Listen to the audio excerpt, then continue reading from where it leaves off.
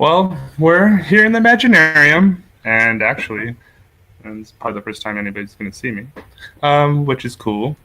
And I wanted to have Bill back here because we haven't had Imaginarium in a long time, and everything has pretty much changed. And I've loved, like, there's a certain synergy that's been happening of my own like journey, and I'm seeing developments within minds, and me coming back from my journey, saying, "Hey, I think there's some cool tools to play with on minds," and that's why I wanted Bill here, and because I kind of want to get more into what's going on with like Minds Plus, Minds Pro, and everything.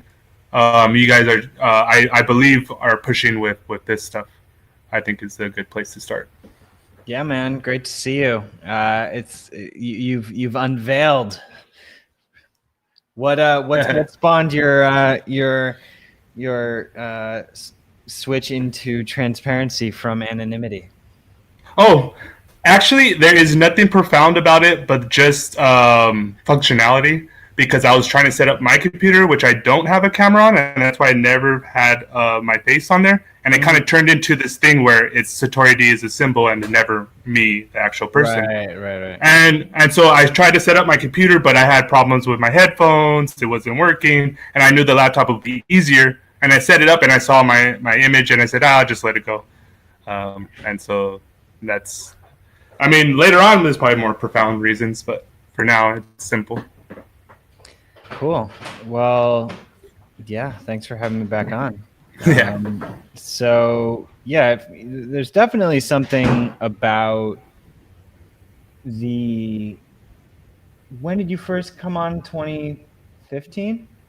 Yes. 15. Yeah, 15. Yeah. 15. 15 was really like, I think there's something about the crowd. It was like 250,000 people all around the privacy and anonymous and Snowden and the NSA revelation. Like the people who care about that stuff are really just interesting, creative people. Yeah. And I think that you notice these different correlations between like growth waves and like different sort of demographics of humanity and like what people care about. And just to share personally what I think Minds did for me when I was at that stage of newly getting onto Minds. And I remember, like, I first put my picture on as my like icon, and I quickly found out that it wasn't about like putting your picture, and it was about like ideas, and everybody was kind of anonymous, and it didn't matter about what your real name was. It matters what you could present. And then I just ran with that. And then later I just was like, the symbol is enough for me. That's SatoriD. And it just became something different. And now I feel like, okay, let's get real. Right. Yeah. So I mean, there's definitely something around the anonymity and the creativity that comes along with that, and sort of the freedom that you feel to express yourself when you are totally comfortable in a creative space, not sort of worrying how it impacts your identity and reputation. And I think the main thing from the transition initially was that on Facebook, if I posted something real, like I was afraid that someone, like a family member or somebody, was going to like read it and like not totally get it, and like like just that probably like stopped me from like totally going loose with my creativity. Where versus when I posted on Minds, like I'll post crazy stuff about whatever was on my mind. And I always had one or two people like say, "Hey, that's pretty cool," and then they kept me like going, and be like, "Okay, let's explore this a little bit more. Let's have a little bit more fun. Like this is okay to play with these ideas, these concepts of cryptocurrency or anonymous or what the government's doing." Any of this was like freedom to explore, express, and then later I think what I started to figure out is that I need to find my voice and my style, and just keep on um, investing in that. Mm-hmm. And I think for my own self, what I see and important is my own work from beginning to now. I see that progress, and I always feel like mine's is my home to create. Yeah, I also think there's something around breaking through so that you feel comfortable expressing yourself completely Mm-hmm. through like your actual identity. I don't think that that's like Yeah, any kind of a requirement that anyone should feel pressure um to to get, but there's definitely something yeah, empowering about not caring and being comfortable and confident enough with your ideas so that like you want to attach those ideas to who you are, or even so much that like, yeah, I mean, when I'm talking, I'm not even necessarily like trying to convince people of an idea or a point, like, and that is actually what makes me comfortable saying what I think, because I'm not even trying to tell anyone what to think. I'm just trying to yeah, explore the idea for myself. yeah. And you know what's interesting? I think I had a conversation with Nicole, who's Frosted Rose, but Frosted Rose, about the difference between SatoriD and Daniel, and like the big, like rough, relationship stuff that happens where you have to like live with the person and be personable, and then there's the other like side of people. Mm-hmm. And that I was making this distinction early on where I felt weird when people called me Satori or Satori D when we were on these hangouts. And later I saw it as like a term of endearment. Like, I like how Gov Spiders would call me Satori, and I got more comfortable with it. And then like later it became like more of my identity. But then on the backside of that, I liked when Nikki or Kevin called me Daniel, because they knew who I actually was. Mm-hmm. Like when we turned off the show, they referred to me Daniel, and they know about my life. They know where I live. They know about my grandma, my family. But so like later on now, it was more functionality, but at the same time, I'm comfortable in my own skin to say who I am, and it's not this big deal. But also at the same time, it is nice to like just be Daniel. Yeah, I think that like In some sense. was the greatest thing about Minds when I first joined. Was I think it was about 6 months after you, Dan, I joined Minds, and it was just like I was the same as you. I felt like I couldn't really fully express myself on any other platform. And then I suddenly met all these people, and it was like, and I didn't have like an anonymous avatar. I was always like, it was always a picture of me or something. I'd occasionally change it to some artwork or something like that. But that wasn't the point. It was the fact that I could, like you were saying, Dan, I could write these posts, and that can be completely, bare my soul and feel completely safe doing it. And then lots of people would like join in, and we could all discuss it. And even the people that disagreed, because you get quite, obviously there was a real mixture of opinions, and people with strong opinions on Minds, even in the early days. But for some reason, it had this kind of magical quality where you didn't feel scared to sort of express yourself, yet you would feel conscious, slightly conscious. You'd feel like you'd have to temper something a little bit, or you'd have to sort of edit a few bits out of your post on Facebook because certain people might think you were a bit weird or something. Do you know what I mean? But mine's just felt like you could just be completely free, and that's, for me, that's always been the beauty of it. Yeah, that's the thing about like the mask of like at first it like frees you up, and then later, I remember the beginning.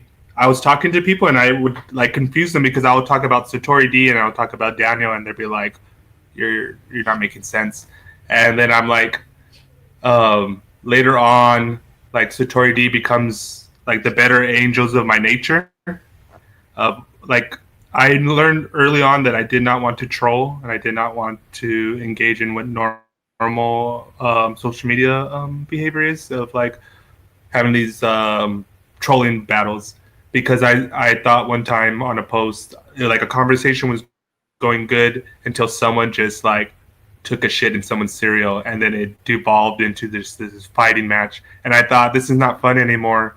At least SatoriD is not going to feed the trolls, is not going to do things like that. And I think in the beginning, like it was like this thing that I just kept on going, and then it became part of my nature.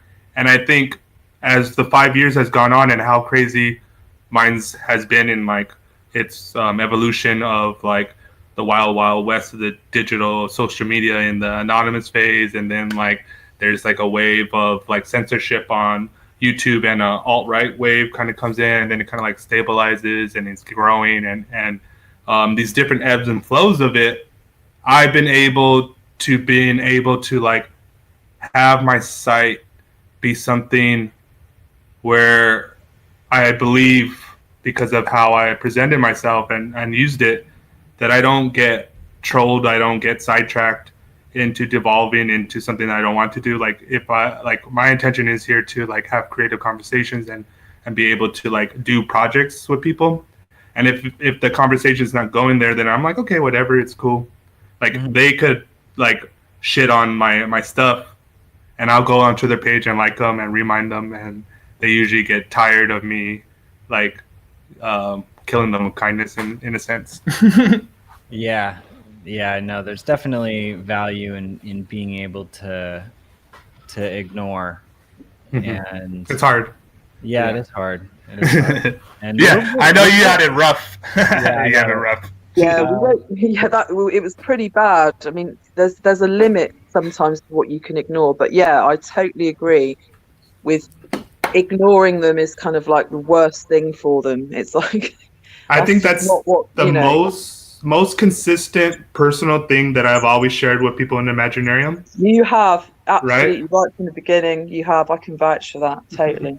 Because I know there's been several times Meg leaves because she's getting too much involved in. Oh yeah, especially at the beginning. Yeah. I was like, Meg, you just gotta stop. Like, focus on your artwork. I know. I'm much more evolved now. Yeah, I think we've all helped each other. I got my training on Minds, my troll training. Okay, so anyways, let's push this into what's going on with Minds and Minds Pro and Minds Plus. Well, we are going to be working next year more on permissions and like hopefully giving channels more control over who can engage with them. Okay, nice. Which I think is just an undeniable thing that is actually incredibly complex to build. Yeah. So that's why it's taken so long, and we've just been keeping everything all post public for now, just because infrastructurally it's easier. But it is something that we're so basically the biggest thing that's coming is we're going to be integrating Matrix, which is a encrypted chat protocol, which it has everything that we have here right now, but is way better. So we're basically going to completely swap out chat for this. And you'll be able to do group chat, you'll be able to do file sharing in chat, you'll be able to do video chat, you'll be able to do everything that you want to do. That was one thing I learned real quick, that like if I wanted to actually like create with people, that I needed to use like Slack or something. Yeah, it's been a huge crutch for us. The old Messenger. We will have a official burn ceremony for it. That sounds good. Probably at the end of Q1, we'll have a digital Wicker Man. Are we looking to do like a Wicker Man thing? Yeah. No, maybe we can have some sort of like little little animation play on everybody, and so like actually the messenger like burns and it gets replaced with the Curry Hobo. Oh my God, yeah. No, we've that been would be brilliant. So that's a big deal. But yeah, I mean, what I'm most excited about that we've built this year has really been the upgrades to, I mean, overall, I think we've done a ton in just basic UX and just making the app feel overall smoother. And I haven't been on in a long time, especially in gatherings, and even now it has a nice better feel, and it's from the time I used it probably 6 months ago, 4 months ago to now. I mean, groups have been neglected, but that is mostly because of the new Matrix feature that we're phasing in. It's pretty much gonna consume groups and Messenger, so that's coming. But then Minds Plus to me is really important because it's always been around, but like now the way Minds Plus works is we're taking 25% of the revenue that we get as a company and proportionally sharing it with the users who submit content to Minds Plus. So now you have this little tab on your side on your navigation that's Minds Plus, and that's basically a discovery feed of the submission, all the posts into Minds Plus. And you can pay with tokens or regular money, and we are sharing the money with the people who post popular content into it. So it's sort of like it's like Netflix if you could submit to Netflix and get paid. And the thing is that we have to become sustainable. It's just this idea that networks are just going to be able to infinitely propel into, I mean, they can infinitely propel, but we need the community energy and funding in order to make it happen. And so individually, that's how I feel. I kind of like share that with you about like, okay, to make this sustainable, because I'm always like in spurts of like creating and then like, I need to like be more responsible and focus more on getting money and taking better care of my longer financial worries. And now that I have a little bit more responsibilities, like that burden's a little bit more, and I don't want to give up SatoriD or like creating, and I want to like keep on doubling down on my investment in my own creativity and in Minds, and that's why I'm so like intrigued to talk to you about. I mean, that's the thing. It's better for everybody. Like the more people who get Minds Plus and post into it, the more everybody gets paid. So, and not just in tokens. And we are actually going to be rolling out a huge upgrade to the token system and like integrating with Uniswap and, hopefully bringing like liquidity into the market, which is necessary. And Uniswap is an amazing tool, which I recommend people check out. It's a decentralized exchange, automated market maker, and it basically anyone can become a liquidity provider where you put in a certain amount of Minds tokens and ETH, and then you just by being a liquidity provider, you earn fees on all the trading that's happening, whether people are buying or selling. And additionally, there are going to be way more rewards associated with holding Minds tokens, being a liquidity provider, and all the engagement rewards and whatnot.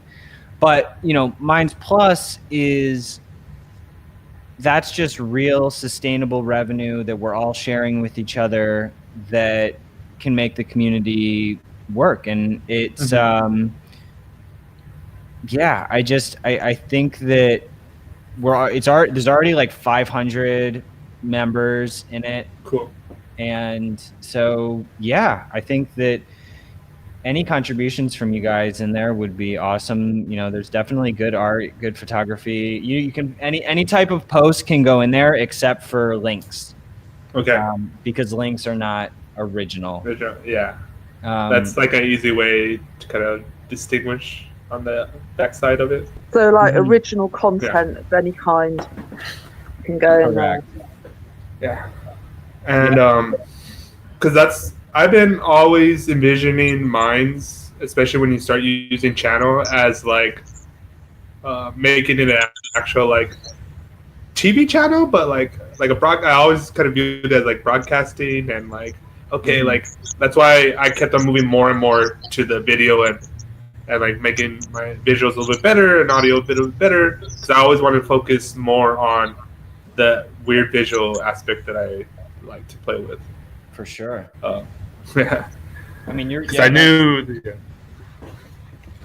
You're big. No, what did you say? No, I mean your mixing skills have definitely come a long way. I mean, what do you use for all your editing? I use Lightworks and I use Audacity for the audio, and that's basically nice. what I use. I also use like different apps to get like certain fonts. Like I do this all like bubblegum and paper tape, because like I use the free apps and like I steal a font that I like and then I change it in another one, and I use a glitch effect that's on a free one, and then I remix it into the Lightworks. So I'm not paying for pro effects, but I'm getting it different ways on different sites, like researching. And so because I get really excited and I think I need to like have new fonts. I need different effects, like and I go searching for them, and I find these free little apps that have certain features that are good. Like there's it's called Photo Mosh, I think. I'll put it up later, but it's a real easy tool to like glitch things, and it has a different features. So you could do animated GIFs on it. You could do a little video clips, or you could do images that get glitched. And there's like a mirror effect that I like on it. There's all sorts of different effects of like a bad TV screen where it flips. And so like those are good for my transitions later, but I do that on a free one that anybody could use, and I'll probably put that up because sharing stuff like that is important in Imaginarium and sharing our knowledge on our tools. Channel? That's what I liked about Corey in the beginning. Have you seen that channel Glitcher? What channel? There's a channel on No, I don't think so. Oh, you should check them out. Oh yeah, I know Glitcher. I've seen. Yeah, it's really cool. Yeah, you gotta check out Glitcher. Yeah. All right. You'd really like some of that stuff to mix into your mashups, Dan. Definitely. On the Glitcher channel. They've been around a really long time, and they do really cool like retro, sci-fi. Oh, I think I know. Yeah. It kind of some of that stuff reminds me of like that. The film with Jeff Bridges, Tron. Do you know what I mean? It's like a lot of their stuff's kind of like 80s. You know what's? Style, oh my god! I gotta see if I could share my screen, because I've been working on new artwork, and actually it's on my channel, and it's called the Vapor Test, and it has a very Tron vaporwave feel to it, because this project that I'm working on with my friend Sam, it's going to be like a podcast, but in the fashion of I'm doing mixtapes with it, and it's like this whole. It's like I call it like psychedelic TV, because it's like a TV show, but if it like had interruptions with like musicals in it, of like just like songs and like visuals, like goes into like a dream sequence and collapses back into like a lecture by Terrence McKenna or whatever. Mm-hmm. But anyways, that's what I'm working on right now that I want to start using Minds Plus with. It's called the Vapor Test, and there's artwork that I'm going to be posting up on SatoriD, making a new channel for it, and start getting the for the next year my mixtapes out there and my visuals and everything I've been doing with that. Have you ever reached out to Dennis McKenna? No. You should reach out to him. I should. Yeah. I think you're destined to speak with him, because I reached out to Douglas Rushkoff, and we talked a couple of times, and we exchanged emails. Nice. Yeah, he's cool. Yeah, Doug is the man. Yeah, he is. He's a beastly writer. That guy doesn't stop.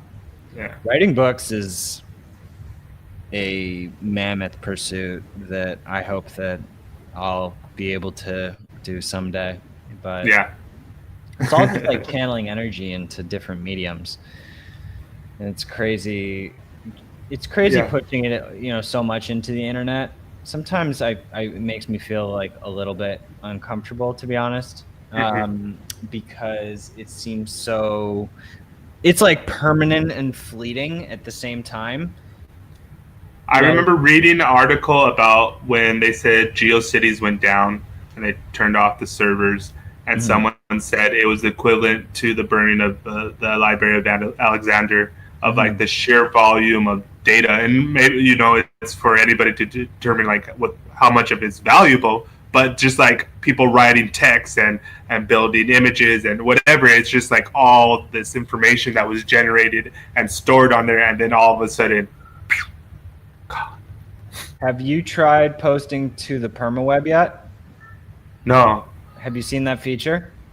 Yeah. Do you know what it is, or is it just, does it make sense, or what do you think of it? So it's to just catch everybody up what it actually is, and from what I know, it's to like a mesh network so that the information can be permanently stored on any network for eternity, I guess, in some sense.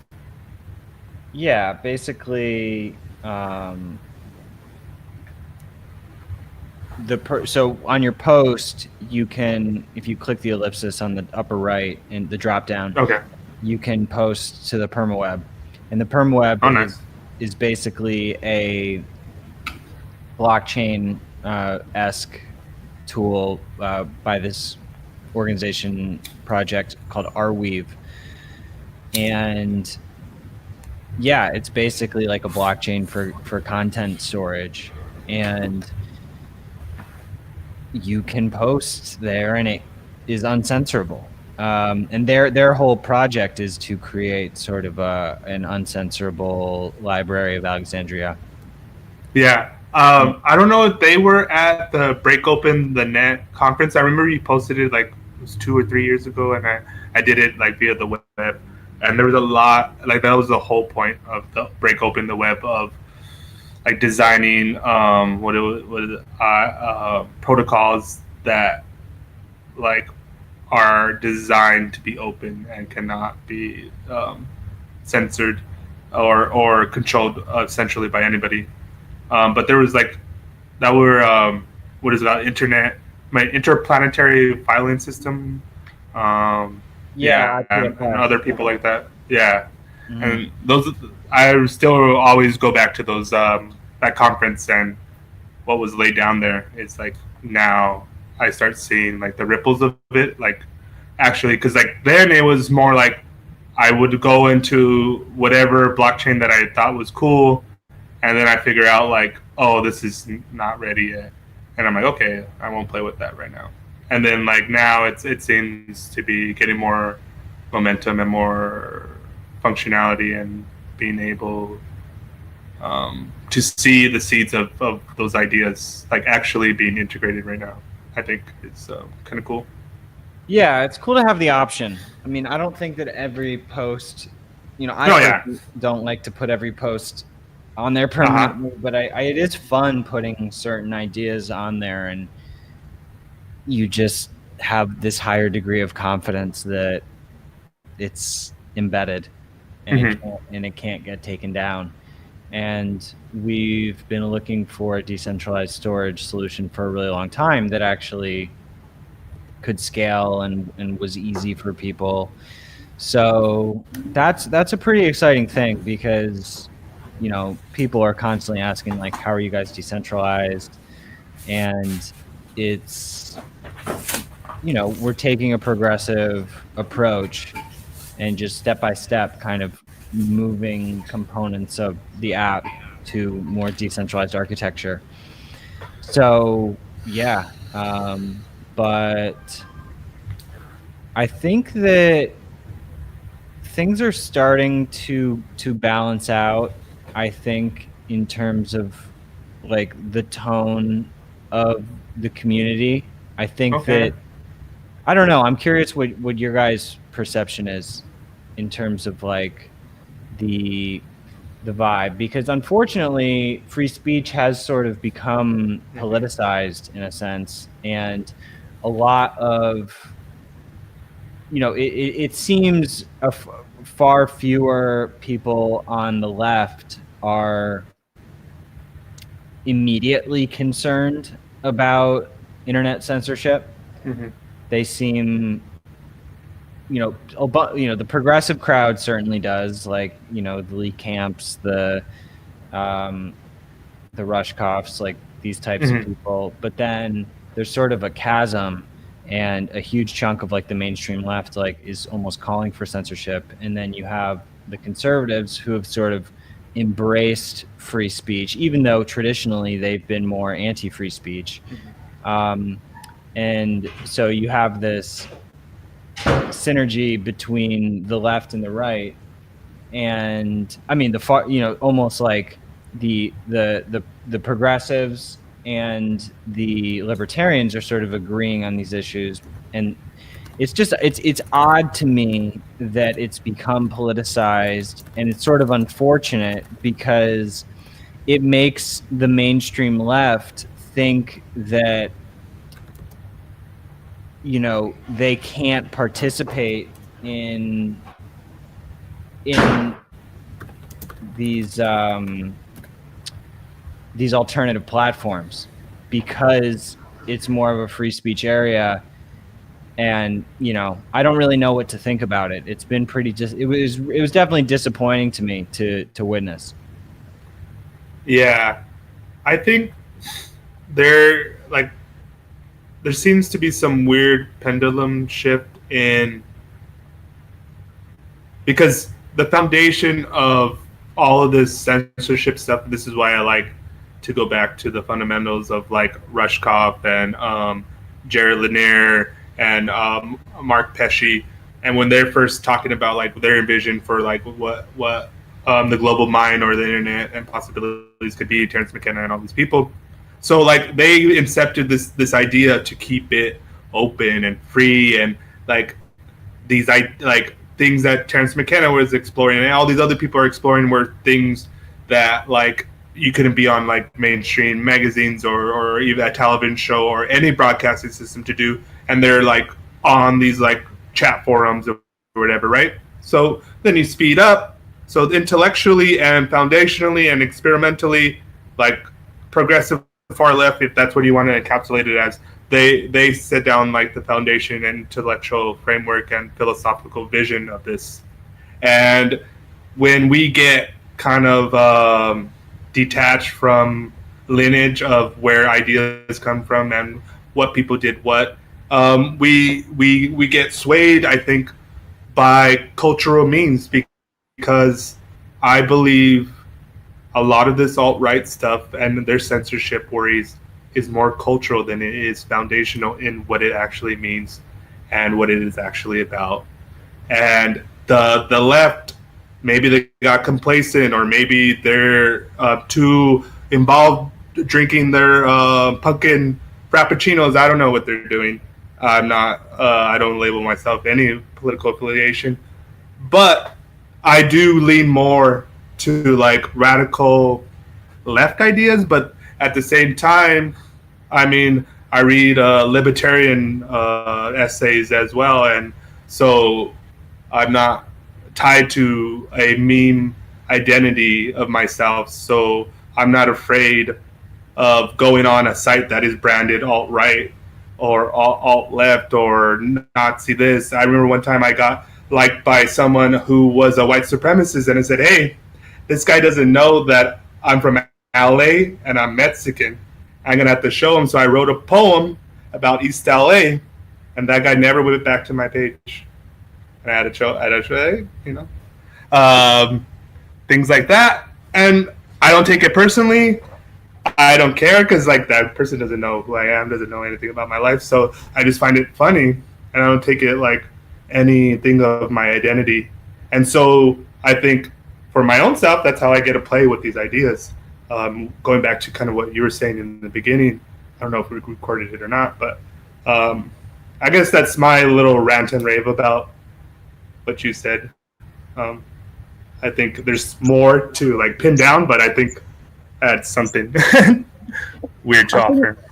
Like people still get caught up, even the most sort of open-minded, creative people. You know, people I talk to, people in different circles of different belief systems and stuff. They still tend to get caught up in the need for an identity or a label, or want to they want to sort of say like, I fall under this label or this identity. And I think that's the thing, is to try and get away from that. I was trying to get away from that as much as possible if I can, but it's a double-edged sword, and it's I remember when I was younger, I would make fun of my friends who went off to college and like would talk in an East Coast accent, or like totally like change. Like they'll come back for like 6 months later, and I'm hanging out with them, and now they're like a Boston person, and I'm like, you've just been gone for like 3 months. Like you're culturally Boston, and like you totally changed your identity, and and I just always found that interesting. Of something I noticed that always like perked my interest, of like, oh, that's a curious thing I noticed in this person, of like how they changed culturally so fast, and seemed. And I get it is to be part of the group, because I do it too when I go into a new kitchen. Like I'm not crazy SatoriD. I'm nice, and I do small talk, and I talk about Dodgers or whatever is like a low bar frame of reference to converse with people. But I still know, like, I don't change my own like identity, and this goes back to Terence McKenna's culture is not your friend, and you got to like create it. And there's a part of like, I think we need for each individual like community or subsect, like there is already a culture, but like certain people need to like have the vision to push it like forward. And that's why I like about like Minds culture or Mosaic of Minds. Like everything I've tried to do since the beginning has been playing with sparking ideas of like playing with culture, playing with community.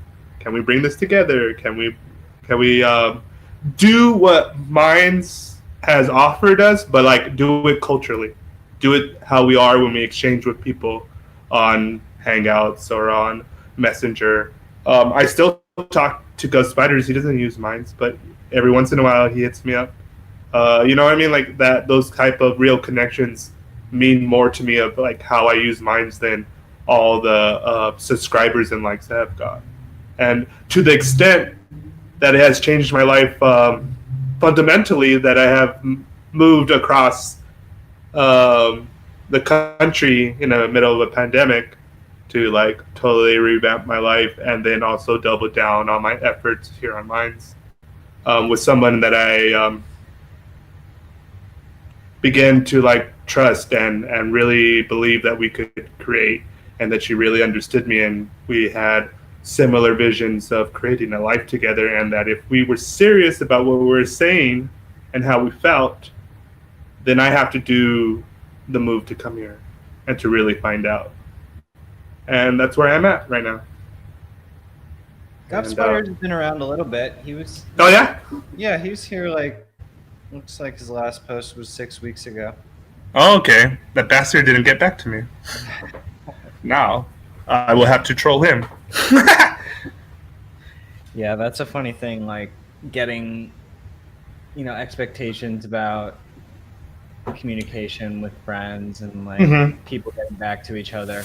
That's one thing that after I don't know, I force myself to stop having expectations about even like my closest friends getting back to me about stuff, just because I feel like when you're younger, high school, college, you know, maybe even like socially in your 20s. Okay, yeah, like get back to people, like you're in sort of like a social phase. Yeah. But I do think that now that I'm married, have kids, people go into their hibernation mode of life, realistically. And it's not to say that like you shouldn't get back to people. Like I definitely still try to, and you know, leaving people hanging is not a good habit. But at the same time, No. There's a saying that I've always said in Imaginarium, when like we say something and then we're gonna do it and then someone doesn't follow through and they come to me and they're like kind of sorry, and I said, don't worry about it, it's still the fucking internet. Like I understand, like it's cool, like life happens, like handle your shit. Yeah, well, and setting yourself up for failure is, I mean, when you make plans and you like say like, oh yeah, we should do this, or you know, we should collaborate, blah blah blah. Like, I try to avoid doing that unless like I'm going to immediately like, you know, like we said we should talk today, and we immediately set up a time and made it happen. Like, that's how to do things. Don't like have things like open-ended, like because then it's like you don't even want to, if you're not making direct plans, you don't want to do it. Yeah, that's exactly how I felt when I talked to you.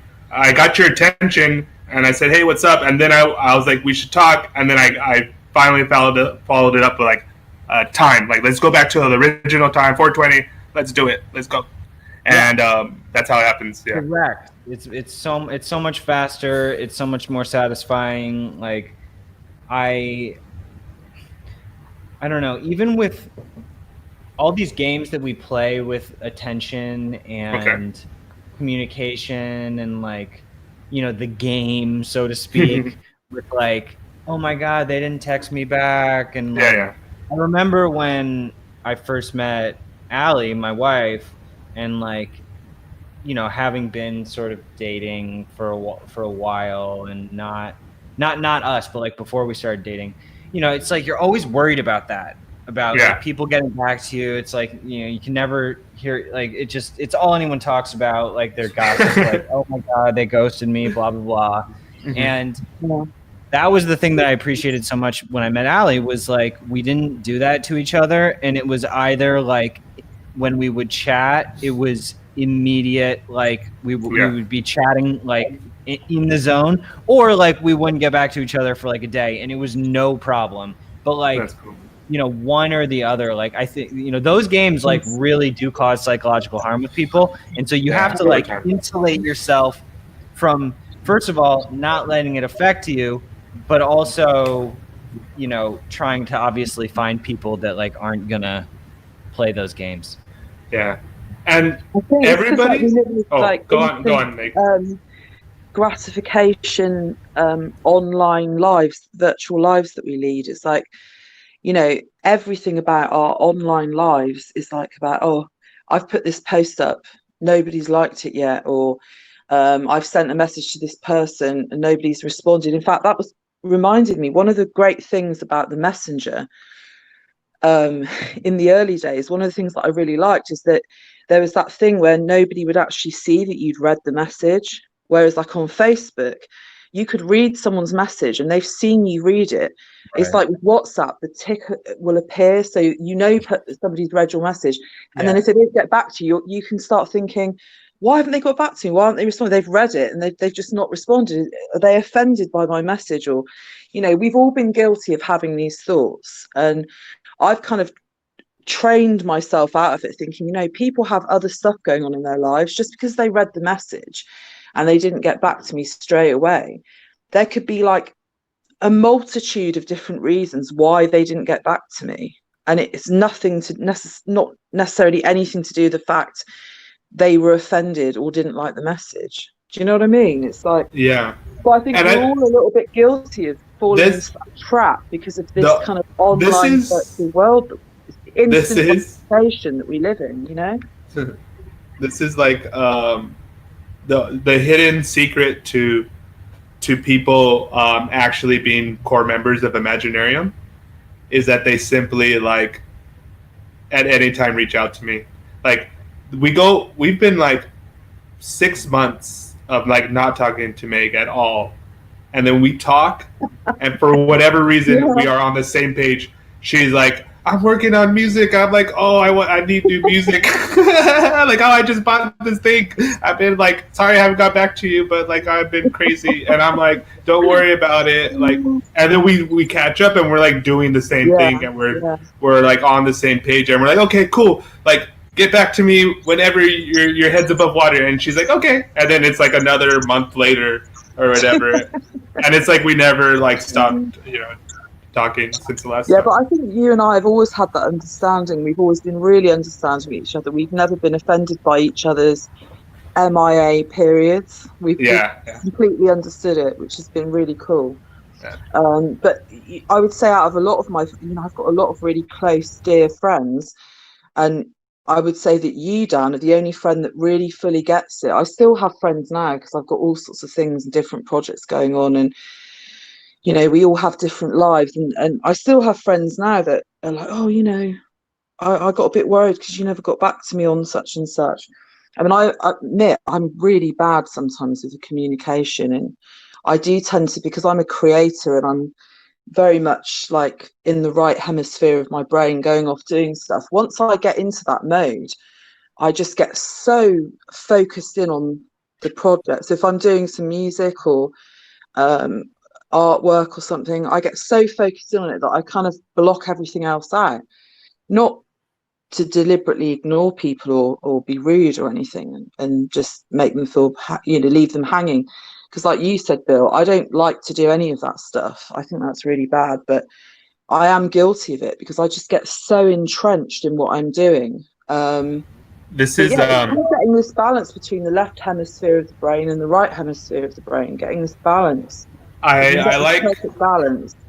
I like where we're going because it kind of comes to something that I've been circling around personally, and I think we could start ending it there. But I guess what I last want to tie everything together is that I have been telling or trying to express to Rose about my feeling of I need to be like untethered to be creative as SatoriD. And so that means I need help getting some buffers from the kids. Like, I love the kids, but at the same time, I can't have the 3-year-old calling me, he calls me Tori, I need you, when I'm like trying to get into my zone. And I guess at first I was feeling a little bad about it, but I'm trying to communicate to Rose the best way about like how do we work this out, because I really need some space to create too. And I'm glad the kids, like, we have bonded. And then like just recalibrating that is a hard discussion and something I'm working on myself. So like I see reflections on like what I'm working personally and what is like unfolding out there in the ether. But I just want to say I'm glad that we caught up with Bill. I'm glad to be in the Imaginarium, and I'm ready to have some fun. And anything else, Bill, you want to share, wrap up with?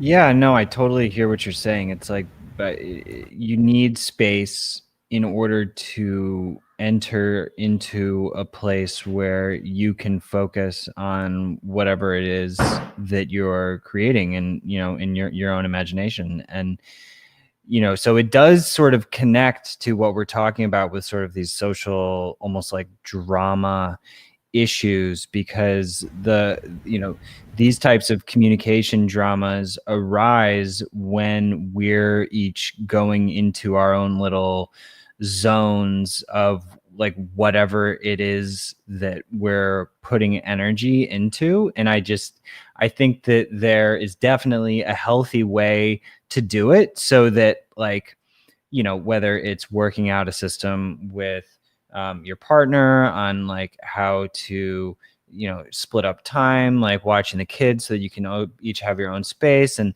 and then like be putting like full like loving energy into them when you're with them, or if it's with like someone you're dating or like talking to, or just being upfront and like laying out clarity in the beginning, and like just being like authentic and real the whole time. Like that's all that you can really do. And like otherwise, I don't know, people are all trying to do their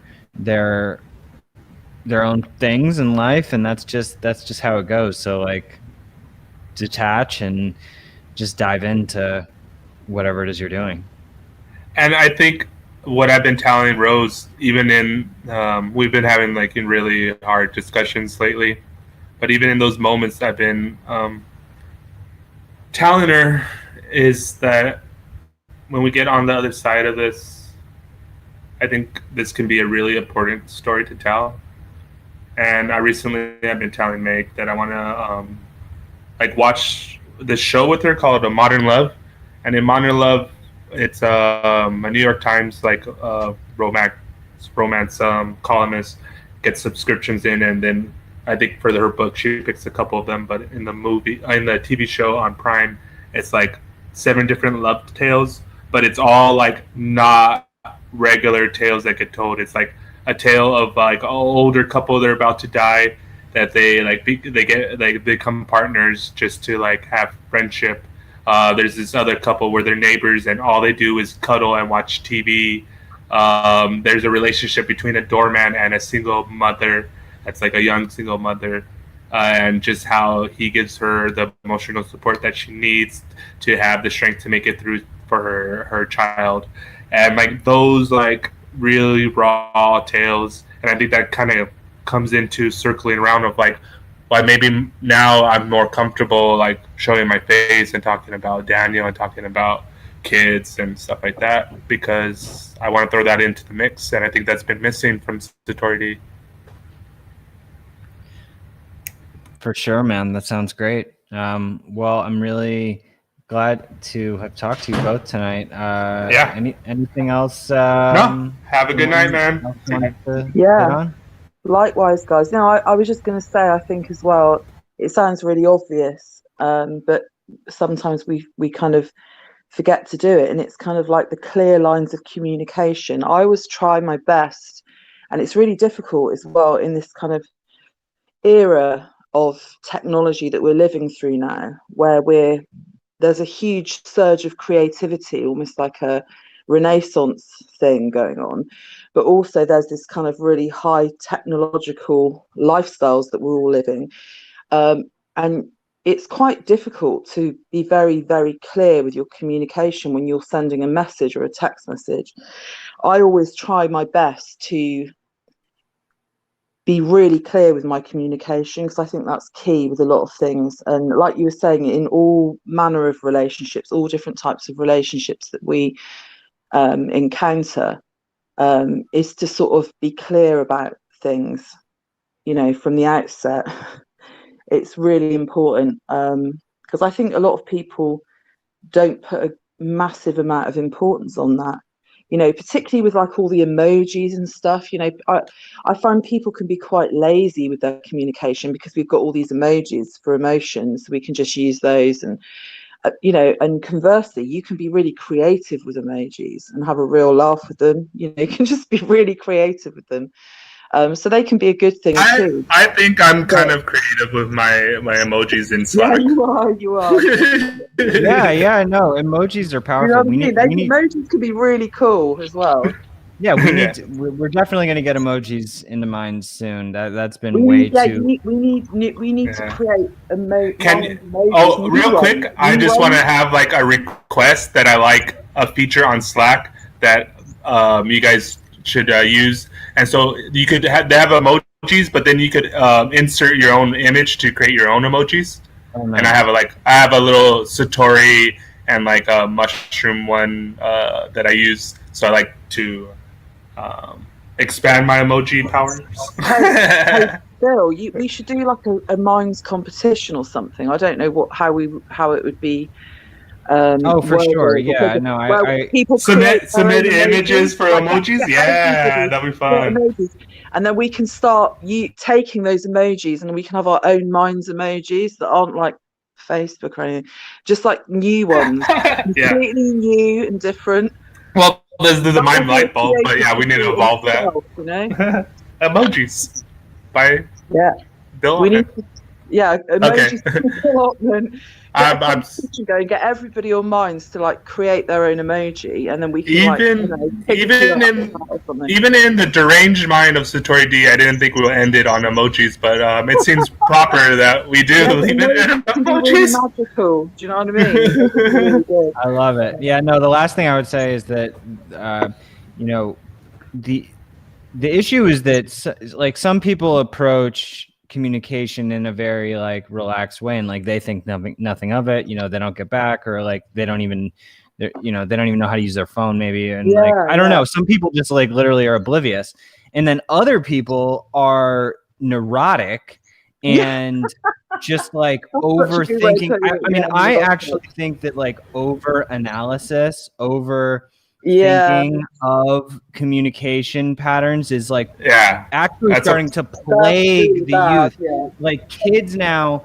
they like will go into a depression if their crush doesn't like respond to them, and it's sort of a thing on both sides. So I think that like even if hold on, this reminds me of something, and there's I think a important connection, because I read an article about the psychological trauma that remote like the drone pilots do, because they're so detached from it and they use it via the internet, and they go in and bomb stuff, but when they go home, there's no transition for them. So like if these kids are like having relationships via a disembodied medium a lot, that there's a extra like trauma that's happening, and like thing that needs to be like I don't know, like we need to like work on, because like I think that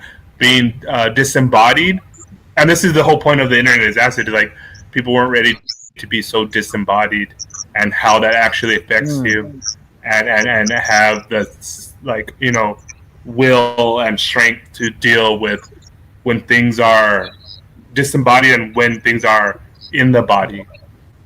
And it affects the dopamine in the brain, the amount of likes people get, the amount of responses to messages they get. It's all about dopamine in the brain. So it becomes addictive. And then when they don't get it, it's like not getting a drug. It's like, I haven't had my fix. So it's, on that level. But it's really hard, because obviously we're living in this reality now where everything is done online. We're living these kind of virtual lives, and we've got to try and retain some form of humanity. This also reminds me. Do you know what I mean? This is actually pretty great, and we definitely have to end now. But I thought what's more important after, on the other side of COVID, is that we start having, like, people are going to crave real events, and that real events need to happen, and that I think Minds Convention and other different things like that are like a unique opportunity to like leverage your power and the will, and like create this like sustaining energy that can create a culture, I think. But I know, I'll let Bill follow up on that, or leave it as that. I'll leave it at that. That was great. Real events, man. After COVID, no, they're coming. They're coming. We have a I will say a deposit down, which got screwed up by COVID, on a very famous venue in New York City. That's all that I can say. But if it's one of the 3 venues that you can think of in New York City. So that's already. It's coming. But thanks, guys. Love you. Talk soon. Love you. Bye. Love you, Bill. Take care. Bye. Have a good night. Hey, what's up?